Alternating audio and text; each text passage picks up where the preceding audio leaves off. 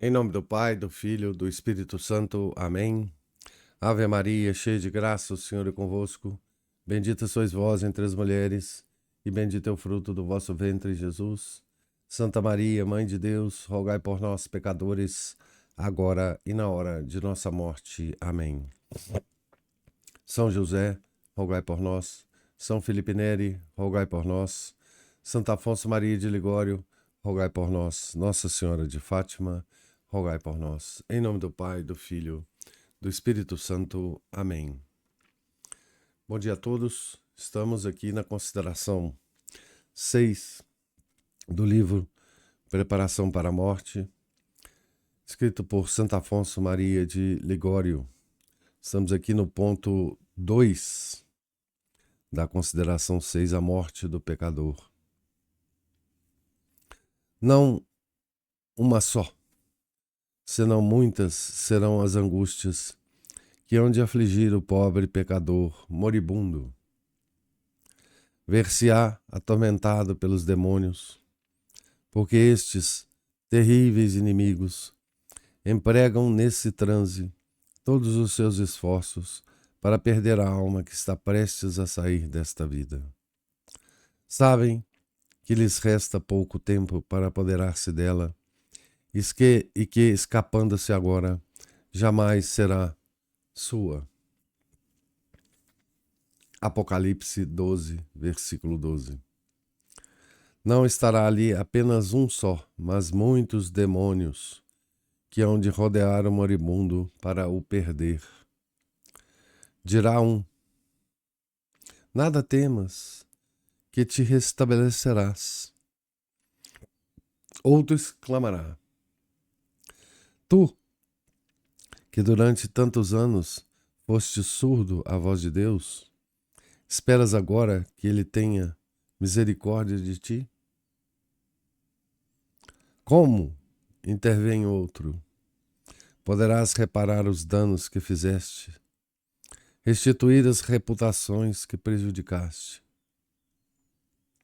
Outro, enfim, dirá: não vês que todas as tuas confissões foram nulas?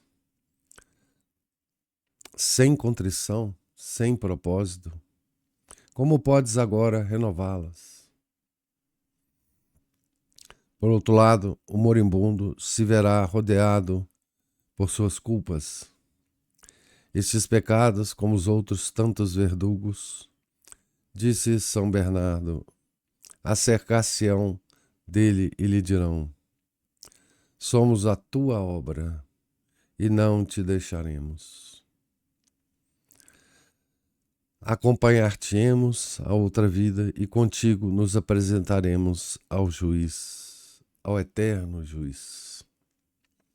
Quisera então o moribundo desembaraçar-se de tais inimigos, mas para consegui-lo seria preciso detestá-los e converter-se a Deus de todo o coração. O espírito, porém, está coberto de trevas e o coração endurecido. Abre aspas, o coração duro será oprimido de males no fim, e quem ama o perigo, nele perecerá. Eclesiástico 3, versículo 27. Afirma São Bernardo que o coração, obstinado no mal durante a vida, se esforçará no momento da morte para sair do estado de condenação, mas não chegará a livrar-se dele, e oprimido por sua própria malícia, terminará a sua vida no mesmo estado. Tendo amado o pecado, amava também o perigo da condenação. É por isso justamente que o Senhor permitirá que ele pereça nesse perigo, no qual quis viver até a morte. Santo Agostinho disse que aquele que não abandona o pecado antes que o pecado abandone a ele, dificilmente poderá na hora da morte detestá-lo, como é devido, pois tudo o que fizer nesta emergência o fará obrigatoriamente. Quão infeliz é o pecador obstinado que resiste à voz divina. O ingrato, ao invés de se entregar e enternecer à voz de Deus, se endurece mais e mais, à semelhança da bigorna, sob os golpes do martelo. Jó 41, versículo 15. Para seu justo castigo, achar-se-á neste estado na hora da morte, às portas da eternidade. Abre aspas. O coração duro será oprimido de males no fim. Fecha aspas. Por amor às criaturas, disse o Senhor, os pecadores me voltarão as costas. À hora da morte, recorrerão a Deus, e Deus lhes dirá, abre aspas, agora recorreis a mim? Pedi socorro às criaturas, já que foram elas os vossos deuses. Fecha aspas, Jeremias 2, versículo 27. Deste modo, falar-lhe-á o Senhor, porque mesmo que a ele se dirijam, não será com verdadeira disposição de se converterem. Dizia São Jerônimo que ele tinha por certo, pois a experiência lhe manifestara, que não alcançaria bom fim aquele que até ao fim houvesse levado vida má. Então, isso é uma descrição tremenda, né? Do pobre pecador diante da morte, né? Do homem com o coração endurecido, né? Aqui, Santo Afonso lembra, né? A ação dos demônios na hora da morte, né? Isso acontecerá com todos nós, mas o que ele chama atenção é como essa ação vai ser eficaz no caso do homem de coração endurecido. Que expressão mais terrível essa, né? Coração aqui é a vontade, né? A vontade endurecida. A vontade que sempre, durante toda a vida, tenha sido voltada para as criaturas e não para o Criador, né? E como que Deus vai responder a essa alma, né? Essa alma que ela pode até encenar, né, um propósito de conversão, mas isso não enganará a Deus, né? Não enganará a Deus. E quando a gente lê isso aqui, a gente não consegue deixar de pensar, né, que tudo que Santo Afonso descreve aqui, não é? Com base na Escritura, né? Ele cita Apocalipse, Eclesiástico, cita os Evangelhos, né?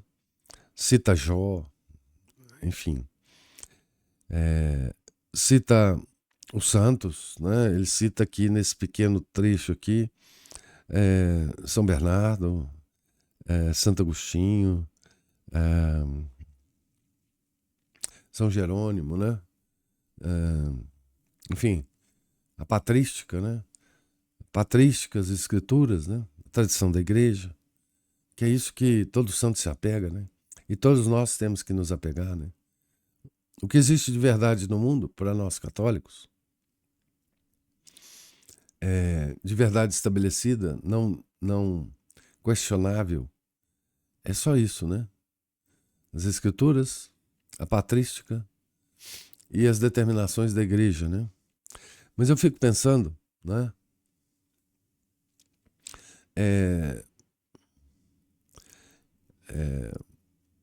Nos nos pobres pecadores modernos, atuais, né? Contemporâneos nossos, né? O quanto desse conhecimento, dessa, dessa, desse conceito mental que eles têm da vida biológica e da vida eterna, né? Quantos católicos hoje, né, acreditam firmemente no demônio, né? Acredita firmemente no inferno, acredita no demônio como ser pessoal, né? Seres pessoais, né? Que agem como seres pessoais, né? Que têm a capacidade angélica, né? E que na hora da morte vão tentar tudo, né? Quantos de nós católicos acreditamos nisso hoje, né? Porque esse ponto de reflexão de Santo Afonso só consegue tocar a nossa alma se nós tivermos esses conceitos muito bem estabelecidos, né? Tá certo? Quantos de nós acreditamos firmemente nisso, né? E acreditando nisso, nós agimos conforme a nossa crença, né? Quantos de nós, católicos hoje, procuramos frequentemente as confissões, né? Porque uma das estratégias do demônio, aqui descritas pelo nosso Santo Afonso, é a respeito das nossas confissões, né? O demônio vai tentar nos convencer que todas as nossas confissões foram nulas. Porque, na verdade, em cada uma delas, a gente não estava. A gente não apresentava contrição. A gente estava ali falando só para o padre ouvir e a gente ouvir, né? Então, uma das coisas que ele vai fazer é nos convencer que as nossas confissões todas que nós fizemos durante a vida foram nulas, sem propósito. E que seria uma bobagem renovar a última confissão, né? Pois bem, quantos de nós hoje acreditamos nas nossas confissões verdadeiramente? Quantos de nós hoje acreditamos que um padre, na hora que ele nos perdoa, no confessionário, ele está agindo em persona Christi, né?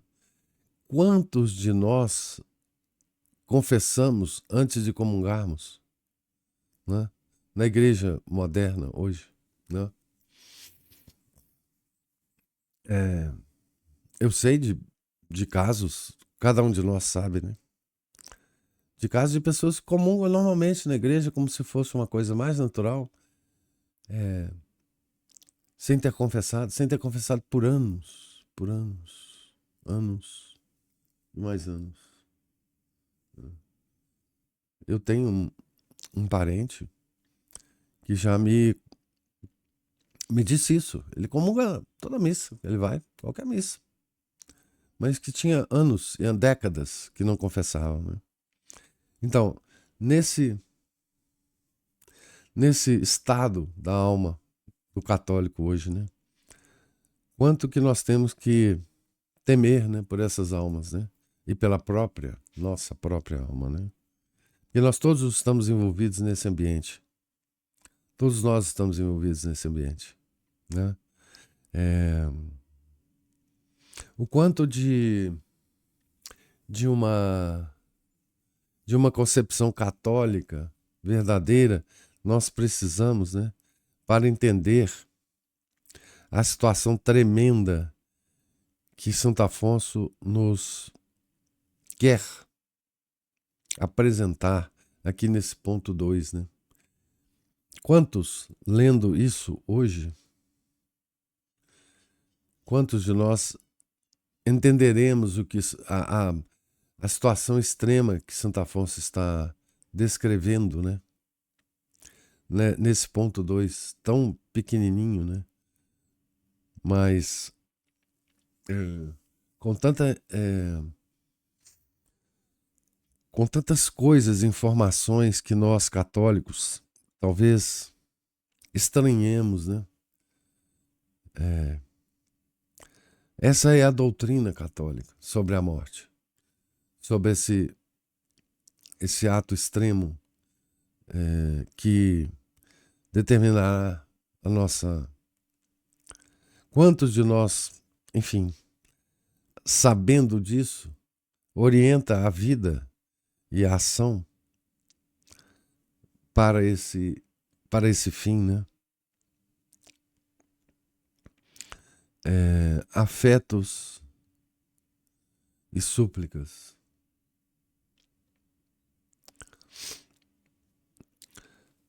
Socorrei-me e não me abandoneis, amado Salvador meu. Vejo minha alma ferida pelos pecados. As paixões me violentam, oprimem-me os maus hábitos. Prostro-me a vossos pés. Tende piedade de mim e livrai-me de tantos males. Em vós, Senhor, esperei. Não seja confundido eternamente. Salmo 30, versículo 2. Não permitais que se perca uma alma que em vós confia. Salmo 73, versículo 19. Pesa-me de vos ter ofendido, ó infinita bondade. Confesso que hei cometido muitas faltas, mas a todo custo quero emendar-me. Se não me ajudardes, porém, com vossa graça, estarei perdido. Recebei, Senhor, este rebelde que tanto vos ultrajou.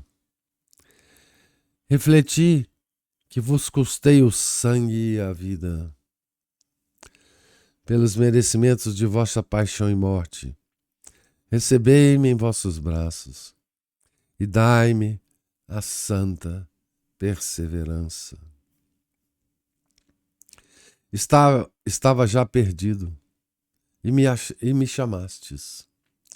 Já não quero resistir e me consagro a vós. Prendei-me ao vosso amor e não permitais que me perca, perdendo de novo vossa graça. Jesus meu, não o permitais. Não o permitais, ó Maria, rainha de minha alma. Enviai-me a morte, e ainda 1000 mortes, mas que não perca de novo a graça de vosso divino Filho. Então, essa oração é muito apropriada, né? A reflexão que Santo Afonso faz, né? E aqui ele usa, como a igreja usa, né?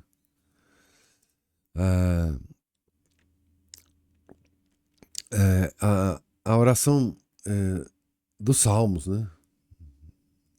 Certo? A oração dos Salmos é aquela que está no breviário, né? O breviário, que é obrigatório para os padres e religiosos, né? Ele é a recitação dos Salmos, mais coisa, obviamente, mas a recitação dos Salmos. A cada semana, né? O breviário contém os 150 Salmos. para todo padre secular ou religiosos da igreja, né? E os leigos também podem rezar, tem várias ordens terceiras que sugerem um breviário resumido, né? Para os membros das ordens terceiras, que são leigos, né? E também tem o ofício parvo de Nossa Senhora, que é também repleto de salmos e que é para leigo, né? Especialmente para leigo. Mas o salmo é uma oração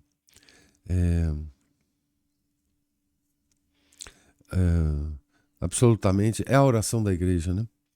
Então aqui tem um pedido do Salmo 30, né? Um apelo, que assim, em vós, Senhor, esperei, não seja eu confundido eternamente, né? E aqui, de novo, aparece, porque aparece em vários salmos, né? A expressão confundir, né? Confundido, confusão, né? Que também aparece em vários lugares nas Sagradas Escrituras e aparece em São Paulo, na segunda carta aos Tessalonicenses. A confusão, eu já falei para vocês em outras ocasiões, é o pior castigo que Deus nos dá, né? Não há outro pior. É a confusão mental. É aquele estado em que a nossa mente não consegue apreender a realidade. Nós ficamos confundidos sobre a realidade das coisas, né? A confusão é exatamente o que o Santo Afonso alude na reflexão no ponto 2, né? Que é aquela situação em que na hora da morte a alma do pecador de coração endurecido, né? Ele está confuso. Ele não sabe interpretar a situação real em que ele se encontra, né? Essa é a pior coisa que pode nos acontecer. Nós estarmos confundidos. Então, os salmos, eles repetem exaustivamente essa expressão. Primeiro, como Santo Afonso coloca aqui, né? Que eu não seja confundido eternamente. Quer dizer, confundido nós vamos ser em algum momento da vida, ou em muitos momentos da vida. O que o Salmo pede é que eu não seja confundido eternamente. Que eu não perca minha alma por confusão, né? Por confusão de conceitos, por confusão do mundo, né? O mundo é repleto de confusão, né? E o demônio, ele é astuto em nos confundir, né? E em outras partes do Salmo pede para que Deus confunda os nossos inimigos, para que eles não nos façam mal, né? Então, isso é muito claro, né? E fica muito claro que nas nossas orações nós temos que pedir isso para Deus, né? O Evangelho da 50ª, que nós vimos no último domingo, tem a cura do cego, né? Então Jesus se aproxima dele, ele estava gritando lá, né? Gritando, para que Jesus o ouvisse, né? Até que ele o ouviu e chegou perto dele. Veja a pergunta que Nosso Senhor faz ao cego, né? O que você quer que eu faça? E aí, quando ele responde a Nosso Senhor, essa resposta é clássica e é que nós devemos sempre responder a Nosso Senhor, né? Em tudo. Ele responde: que eu veja, Senhor, ut videam Domine. Né? Então, que eu veja a realidade, que eu veja e me submeta à realidade, né? A realidade que Deus criou. Mas qual realidade? A realidade total, a realidade da natureza, a realidade da nossa alma, a realidade do mundo, a realidade social, a realidade política, a realidade financeira, a realidade, o momento em que nós estamos vivendo, que eu submeta, que eu seja submisso à situação em que eu me encontro, que eu veja claramente a situação em que eu me encontro, né? Que é exatamente isso que nós precisamos para evitar esse momento tremendo que Santo Afonso descreve no ponto 2, né? Do nosso último suspiro. Né? Se nós tivermos levado uma vida de olhos abertos e vendo a realidade sem confusão,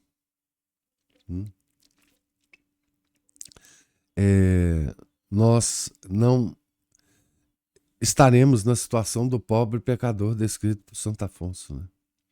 Então, esse evangelho da 50ª é muito interessante, porque, por escolha, né, o nosso pároco, ele não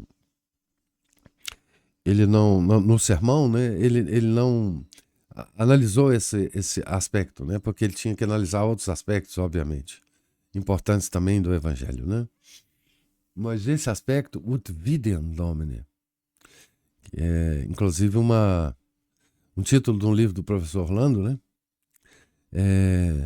Essa é a resposta,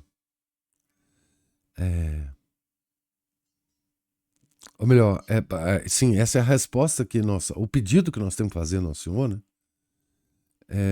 Quando Ele nos perguntar o que que nós queremos que Ele faça, Ele, Nosso Senhor, né?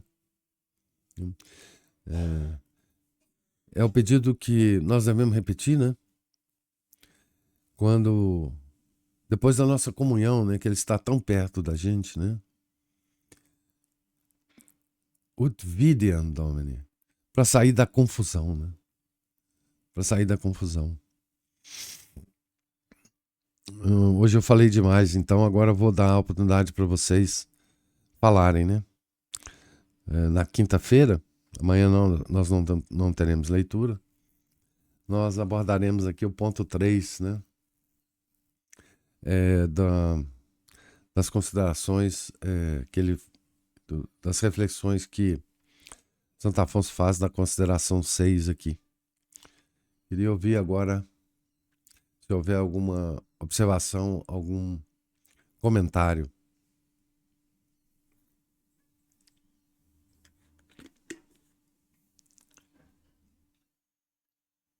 O senhor estava falando da confissão, sobre a confissão, e o sentimentalismo invadiu isso também, porque a pessoa, eu já ouvi muitas vezes as pessoas falando, eu não me senti perdoado. Uhum. Isso é um problemão também, né? Assim. É claro, porque é confusão, né, mental, né? Uhum. É a confusão mental. Você não tem que se sentir.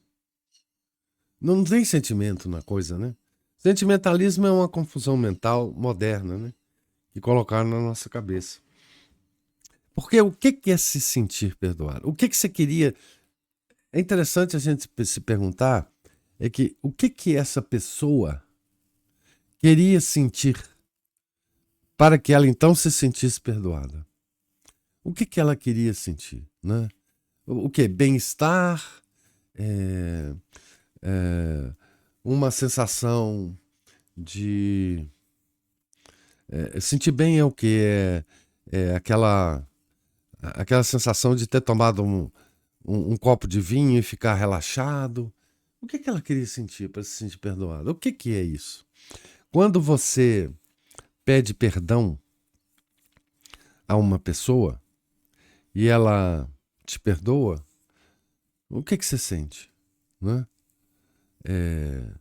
O que muda na sua vida? Né? O que é importante você considerar é que você está pedindo perdão a uma pessoa, né? A quem você ofendeu, certo? E a pessoa, porque ela não aparece para você, ela está te respondendo usando uma causa segunda. Nobre, muito nobre essa causa segunda, que é o Padre. Em persona Christi, ele está agindo ali na pessoa, é como se Cristo estivesse ali te perdoando. O que você precisa mais? Né? O que você precisa mais? É claro que nós, pobres pecadores, sempre estaremos nos aproximando do confessionário com imperfeições. Sempre a nossa contrição, a não ser em casos extraordinários, ela é falha, né? Sempre nós estaremos devendo alguma coisa a Nosso Senhor.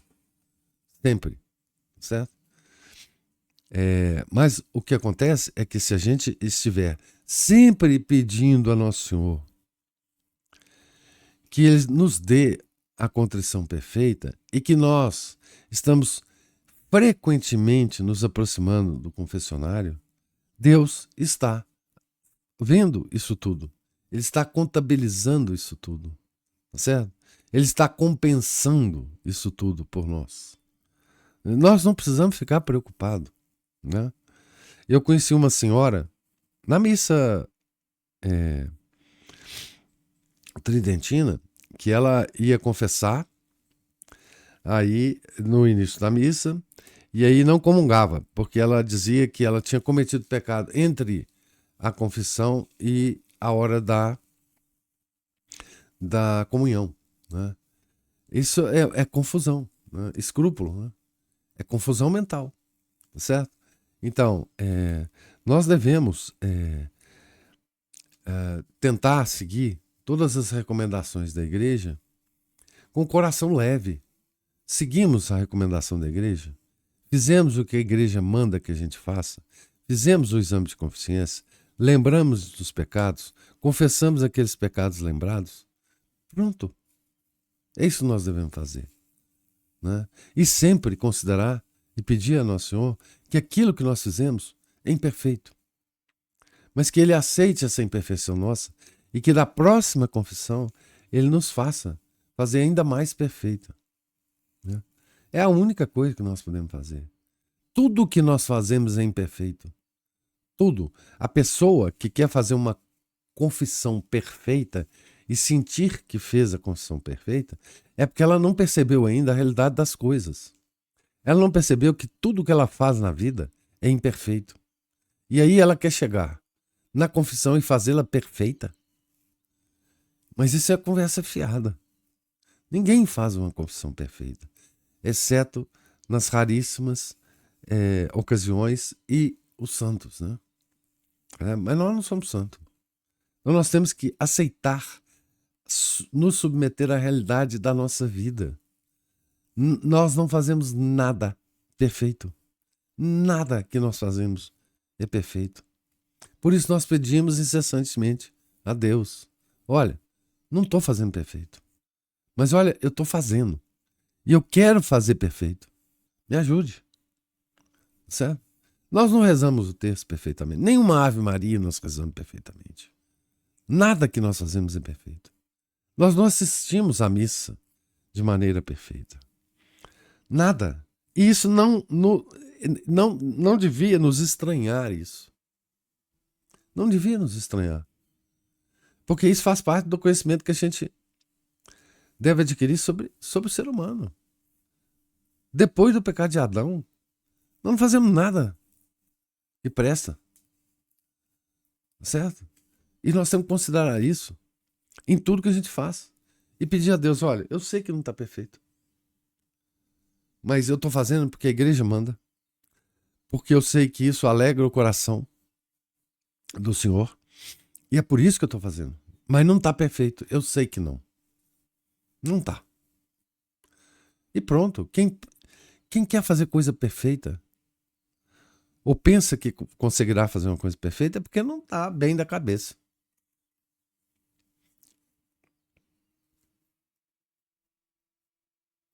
É que com a relativização de tudo, até é capaz dessa pessoa não saber explicar o que ela deveria sentir, o que ela queria sentir. Pois é.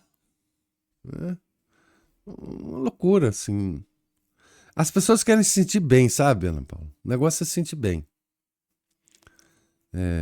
É sentir, sei lá, um, um êxtase. Não sei nem se ela sabe o que é êxtase. Mas sentir, assim, sei lá, levitar. Sentir, sei lá. E tem uma outra coisa, né, professor, relativamente à confissão, que é você se esforçar para não cometer novamente aquele pecado. Exatamente. Sabendo que a gente é fraco, né? A gente sabe que a gente é fraco, provavelmente vai cometer, mas a gente tem que se esforçar para fazer diferente, né? Para mudar. Né? Exatamente. Quer dizer, então, a, a confissão é um ato.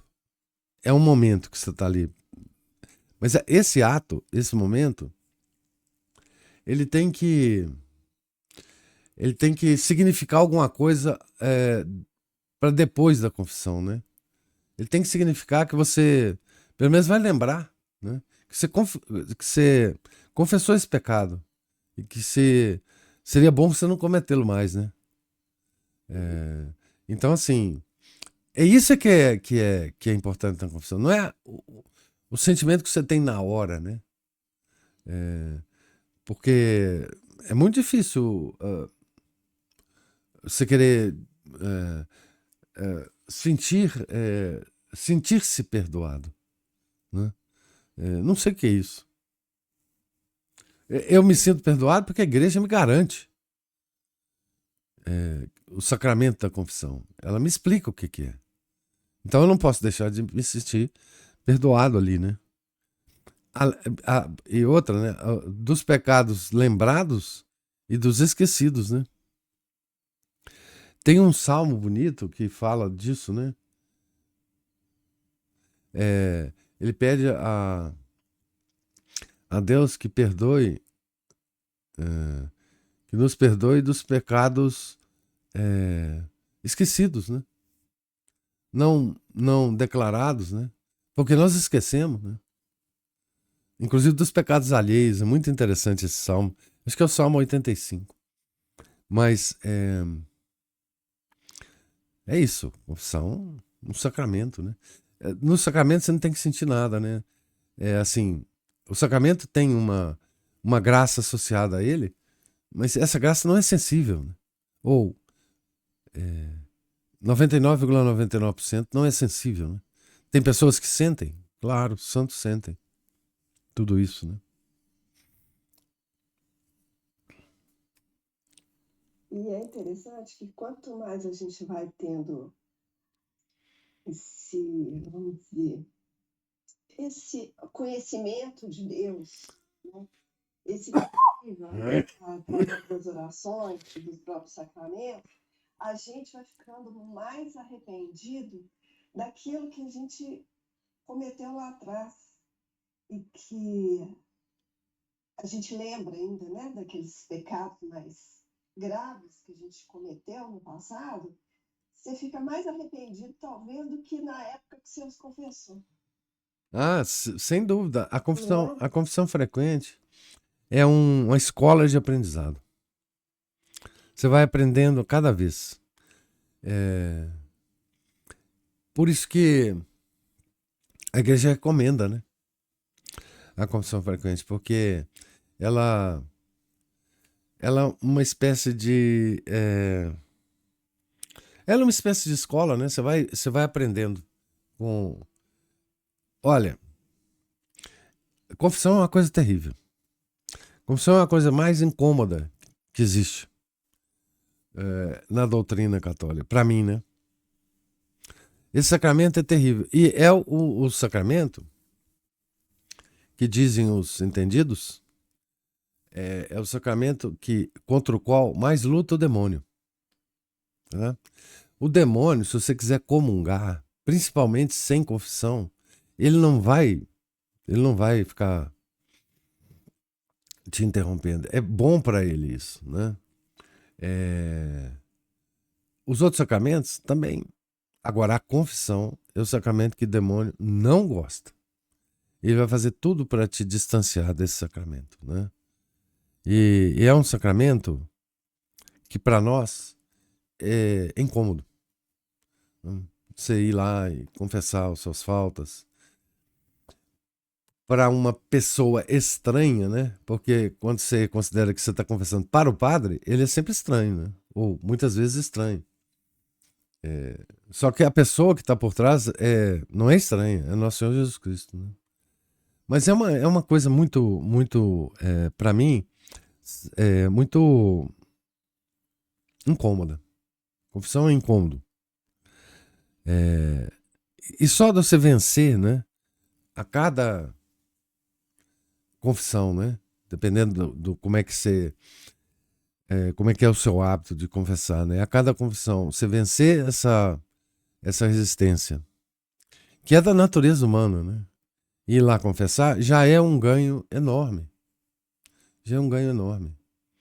E à medida que as pessoas confessam, cada um de nós vai recebendo a instrução que lhe é devida, né? Das várias confissões. O importante da confissão é o perdão que Nosso Senhor dá, né? Mas em torno da confissão gira uma quantidade enorme de detalhes que vai te adicionando na vida, né? Vai te adicionando na vida. E graças também, né? Que vão se adicionando na sua vida, né?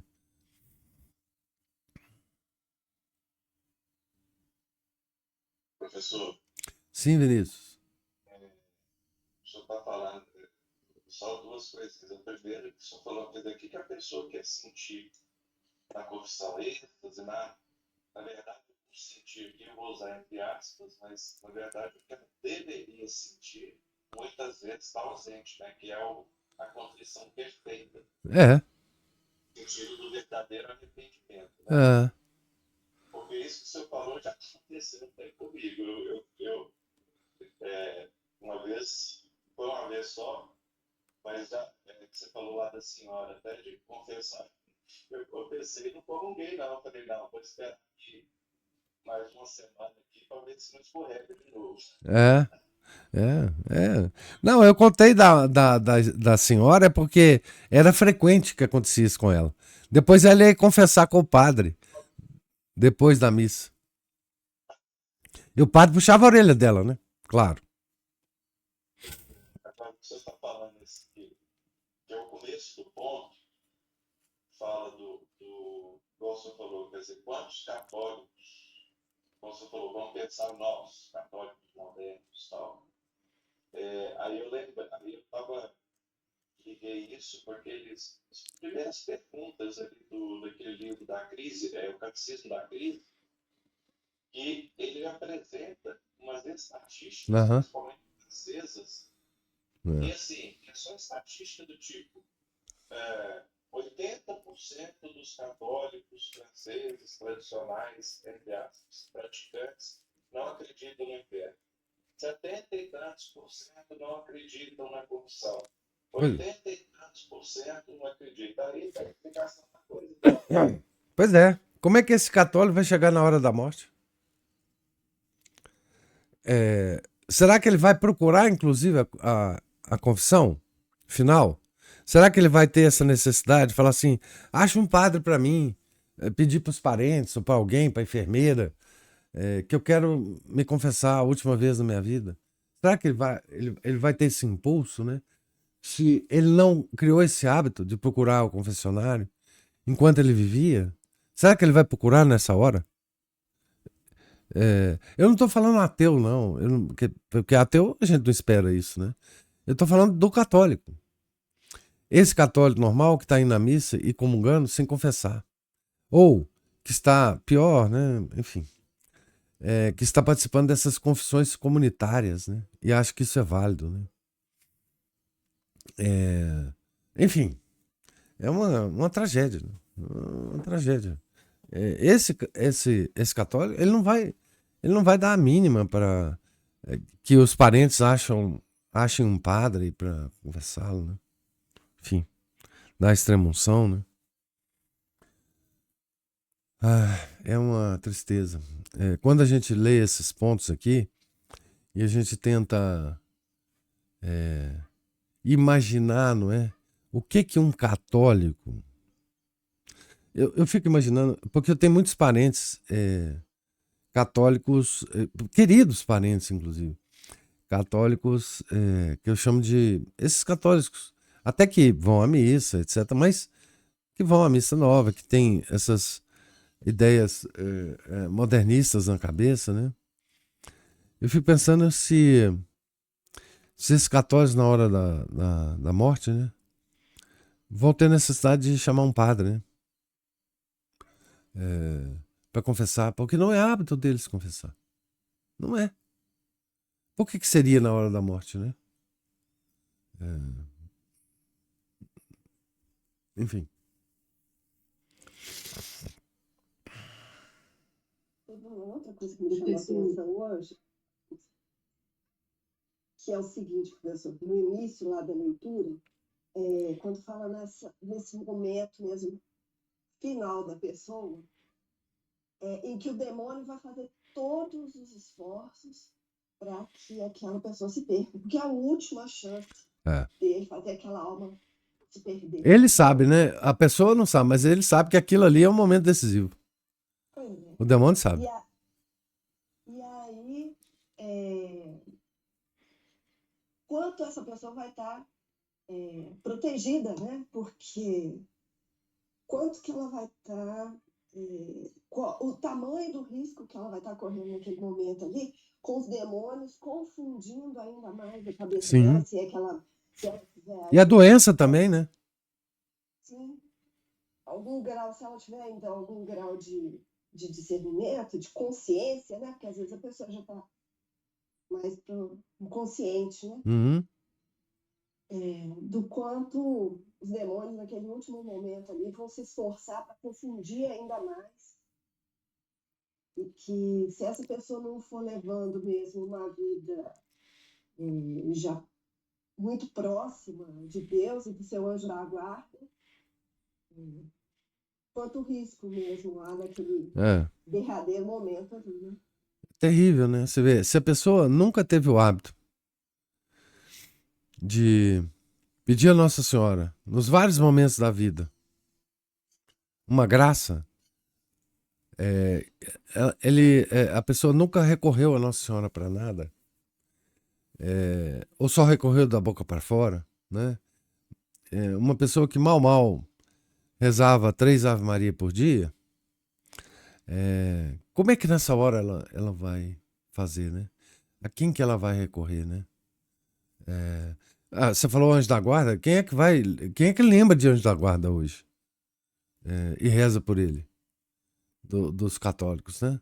Porque anjo ficou muito famoso aí, muitos anos, né? Mas essa coisa do New Age, né?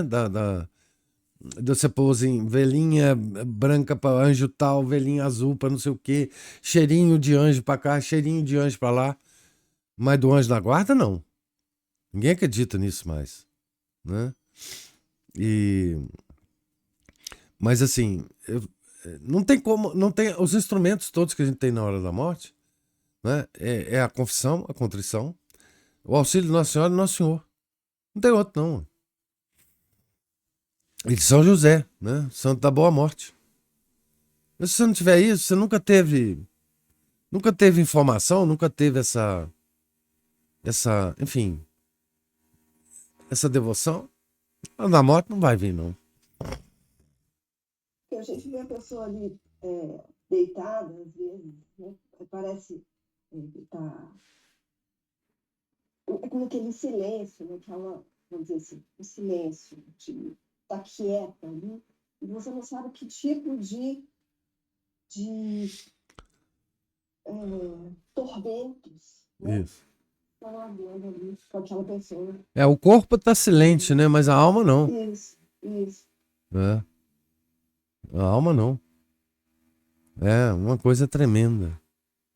Uma coisa tremenda. Esse texto aqui que Santo Afonso nos apresenta, ele se você imaginar, né? Ele é terrível. Ele é tremendo. Tremendo.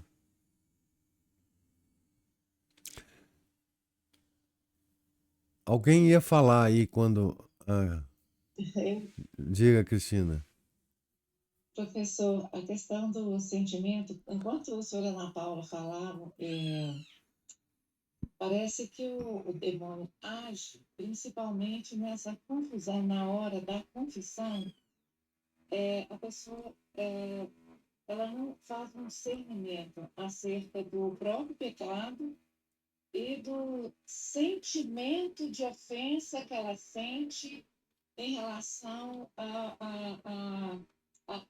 ao que ela fez ou ao que ela o que a levou, né, ao confessionário, porque às vezes a gente escuta o que as pessoas dizem no confessionário, mas às vezes a gente observa pessoas contando caso para o padre. Se você está conversando com o padre, contando um caso, eu fico imaginando que dificilmente o ponto do pecado a ser arrependido está sendo devidamente conhecido pela pessoa, né? E é uma coisa, eu tenho assim já há muitos anos, assim, há uma duplicidade demoníaca nessa questão do sentimento. Porque assim, algo que eu penso já há muito tempo sobre essa cura científica do problema humano, que chama-se psiquiatria e psicologia. Eu não digo tanto psiquiatria, porque a psiquiatria já é uma área que ela entra com a solução química para problemas assim, né, muito graves, mas na psicologia, assim, eu pessoalmente, eu não vejo como alguém pode conseguir algum discernimento para si próprio, prescutando sentimentos, falando de sentimentos. E é uma coisa interessante que ontem a gente estava assistindo, eu e Renata, aqui uma biografia, um filme, que é uma biografia de uma determinada pessoa. A coisa se passa no século, não, 1940, época de guerra. E eu fico reparando os diálogos que o cinema recria nas épocas. Eles são uma ficção horrorosa. O tipo de afetos e de palavras que são ditas. Eu sou de 1940, eu sou de 1961. Mas a gente sabe que em determinadas épocas a humanidade nunca conversou como ela conversa hoje, com esses afetos exacerbados. As pessoas elas tinham uma atitude diante da vida, uma certa retidão, um certo distanciamento das coisas. Eu fico lembrando, professor, assim, onde às vezes a gente procura na literatura, porque já que a gente vive sob o domínio de Hollywood, nos ditando a forma correta de ser no mundo, porque é Hollywood que fala, não é? Como que a gente tem que ser. O que é normal? Seu filho faz uma malcriação, você não tem uma referência, o que você pensa? Como é que foi naquele filme, naquele desenho animado? Então, por que assim, eu estou sendo hiperbólica, né? Claro, eu sempre falo de forma muito hiperbólica as coisas. Exacerbada para a gente acordar um pouco também. Mas essa que é a verdade. Nós temos referências de uma ficção romanesca, né?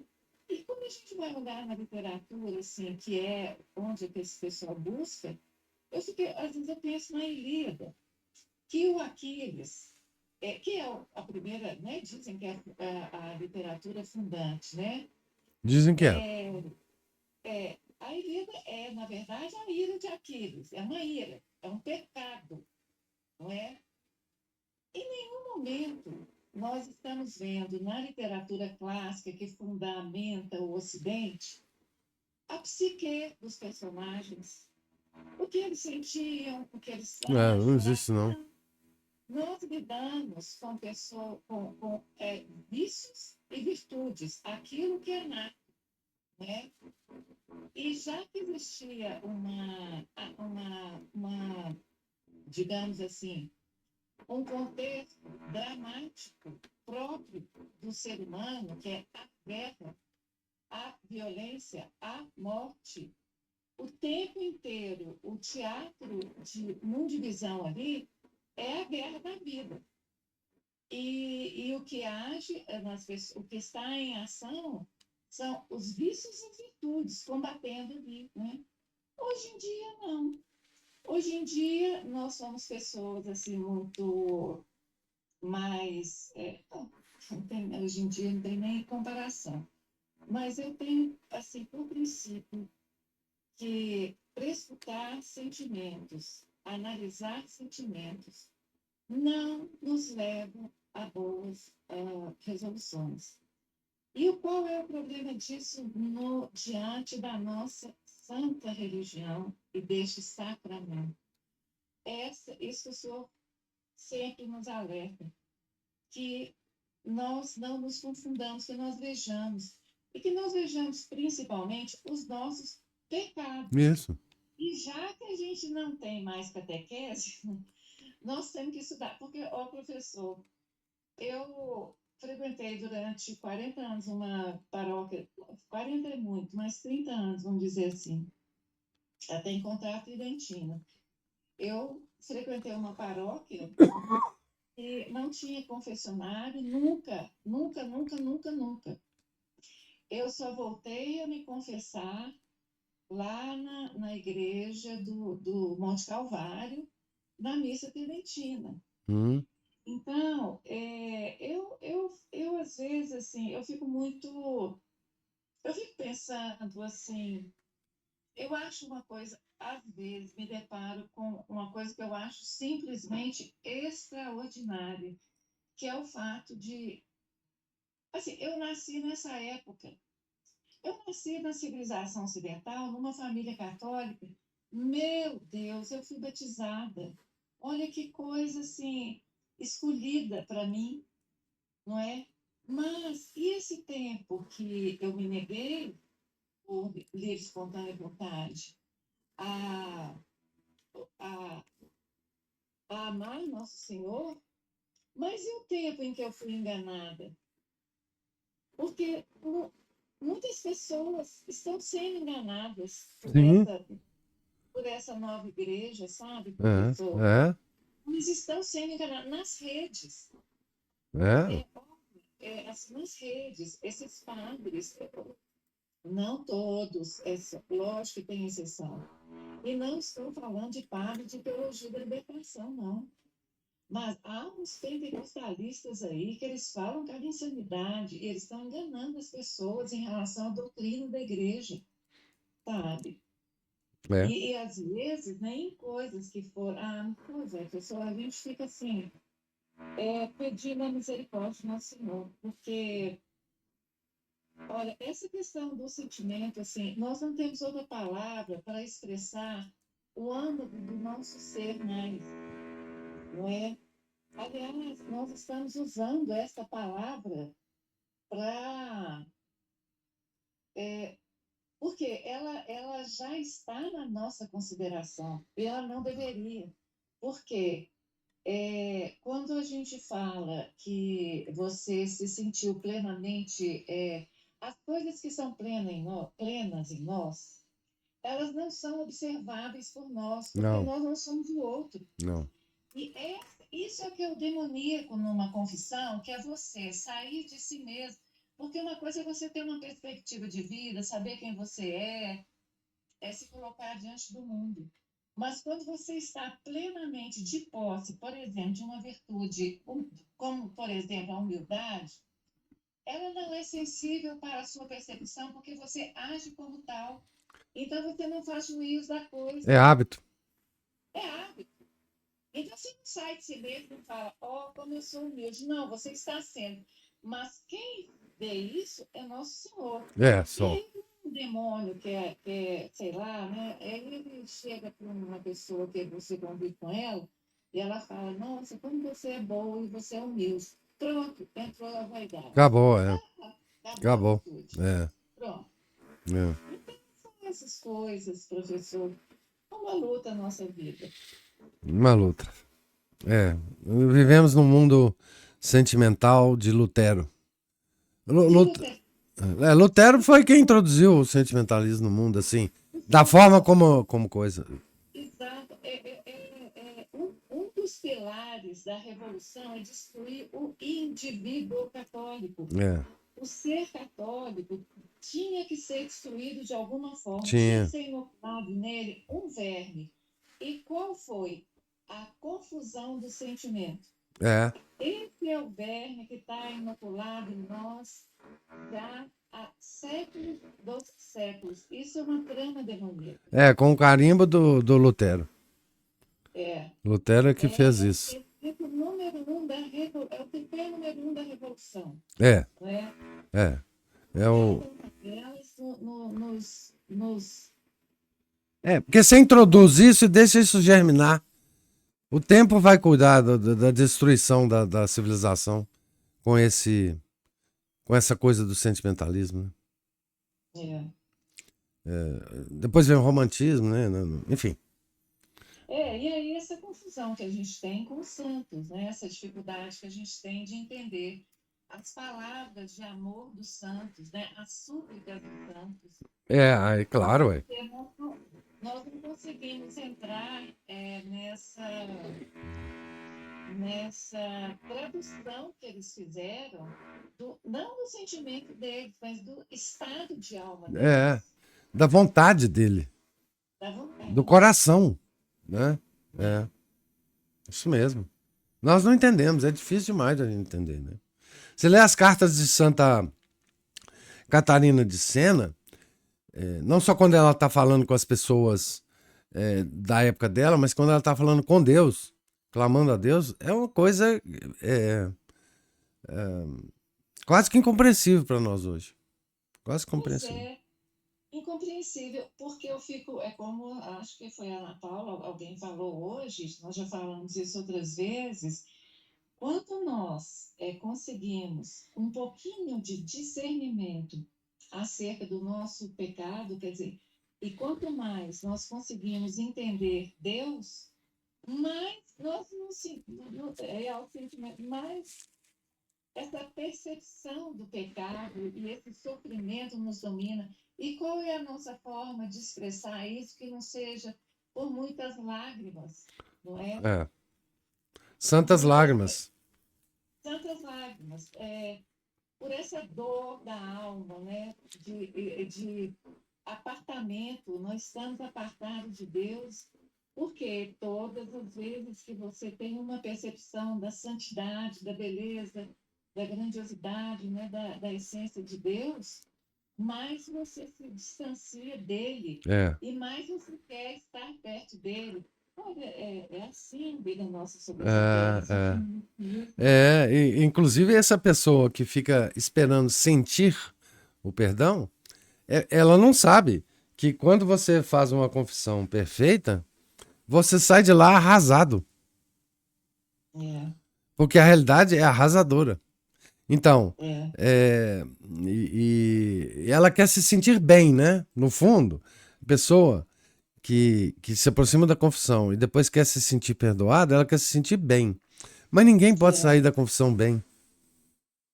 O professor, Ninguém. em geral, é mais razoável a gente se acomodar, se sentir mal, do que buscar.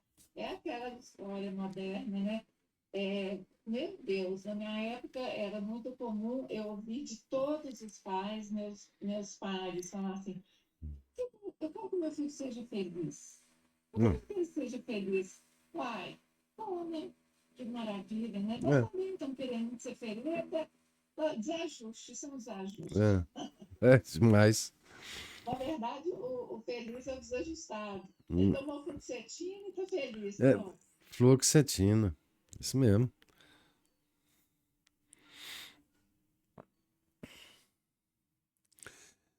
Mais alguma observação, algum comentário, gente?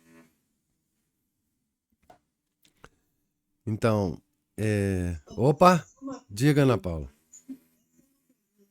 que a Cristina falou e me chamou atenção. Quando a gente espera sentir alguma coisa, corrupção, tudo que o senhor disse também, até nisso a gente demonstra o nosso mundo, né? Porque se a gente. Vê se nós merecemos sentir alguma coisa.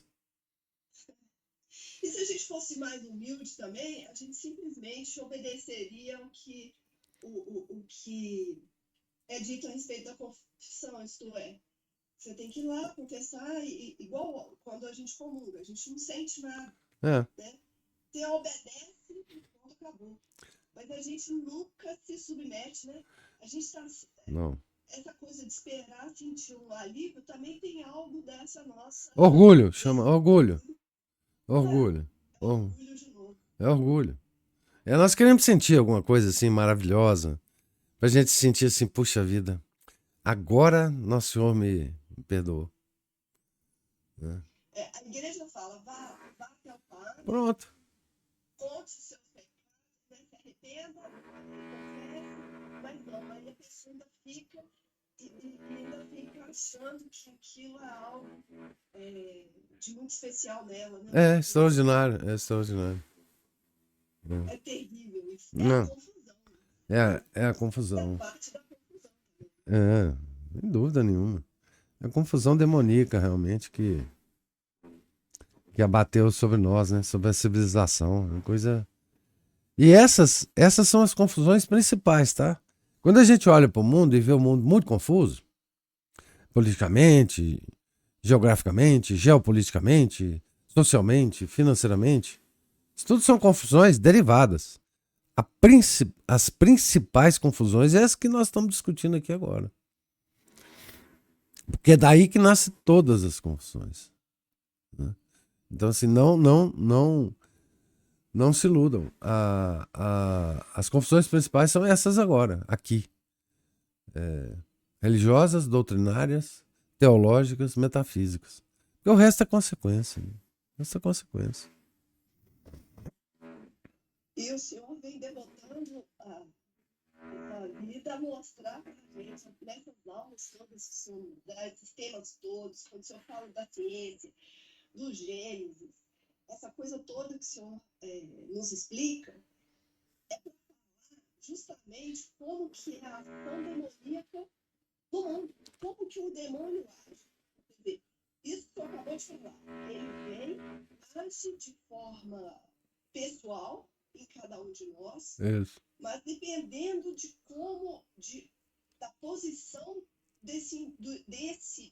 dessa pessoa no mundo, ela vai contribuir para o mal dessa confusão do mundo. Exatamente. Né? Então, quando o senhor vem com Whitney Webb, né? O senhor fala em ET, que as pessoas às vezes não entendem por que isso tem a ver, isso, na verdade, é a ação demoníaca. O senhor está ali ensinando, o demônio. Né? Ele agiu a nível pessoal e essas pessoas se agruparam, vamos dizer assim, e aí, a ponto de que a ação demoníaca que começou a nível pessoal, ela se expande e leva a essas outras coisas horrorosas. Porque são pessoas com muito poder, muito dinheiro, então o alcance, o demônio ganha um megafone. Pois é, ué. Mas imagina a ação do demônio em Lutero em 1500 e pouco. Era a ação dele no indivíduo. Agora, imagina o que aconteceu. Vocês, assim, é inimaginável o que aconteceu depois de Lutero, mas essa foi a ação do demônio. Então, assim, o resto, a separação da cristandade, depois da Revolução Francesa, começou ali, né? Então, o desarranjo do mundo começa conosco, individualmente, né? E cê, Professor, sim.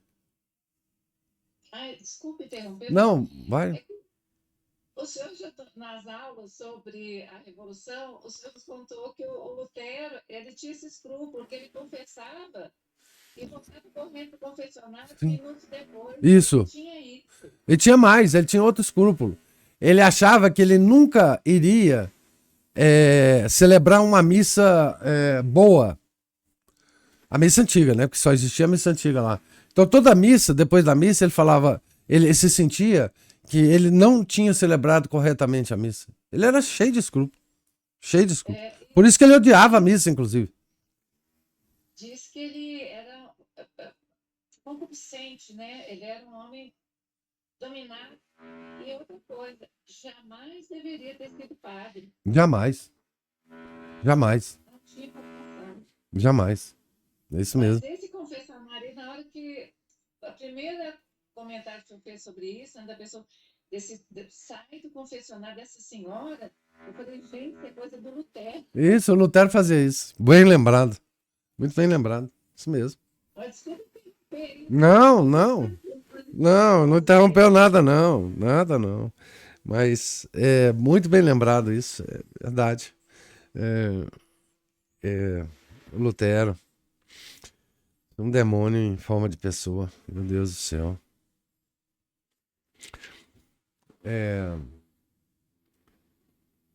Mais algum comentário, observação? Então, Deus lhes pague a presença, paciência, os comentários. Nós nos reencontraremos aqui na quinta, né? Amanhã tem missa de manhã.